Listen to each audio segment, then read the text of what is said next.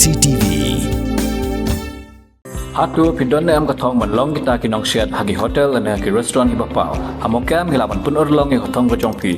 Ke admission kala Pule bani ai ki course ki Bapher kadon ka degree course ka diploma ba ka advanced diploma course.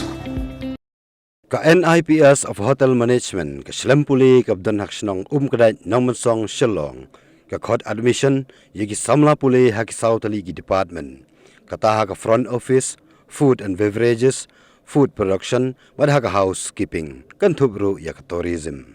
Ka NIPS ka panyo ru shispa person ka jingyo kam hanong ba Shillong, badha India bad kumjuru shabar jongkari.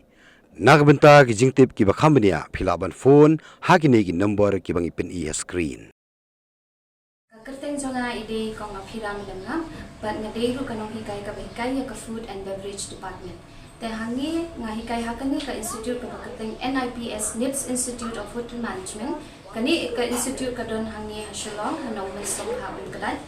But yamentahi nila sang ban ay ka admission. Tiladapi ko ban ship admission hangi. Tika details nila pun ilupa hangi screen. Institute ni Pule yaki 4 major department but lingkat ya ka tourism. Tika taki 4 major department ki front office, food and beverage, food production, but housekeeping department, but kumju ruya ka tourism. Te hangni ontang bangi hikai tangi kini ki professional way ba fintrei hapo 5-star hotel. Henry also ni hikai naman ka tourism but kumju ye ki communication class. Tidon ru bangi pin hikai sa computer class. Ti kibun ki details e. Te dalada ki kwa bantik company asushu ya kane ka institute phila ban contact ini how to number ka bangi la share hak screen. Mornings are always busy. Everything feels fast.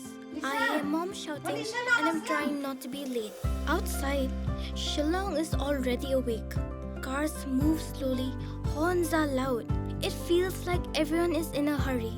Then the STEMS bus comes in, bright and yellow, always on time. The caretaker waves and I feel okay. Inside, we laugh and sing.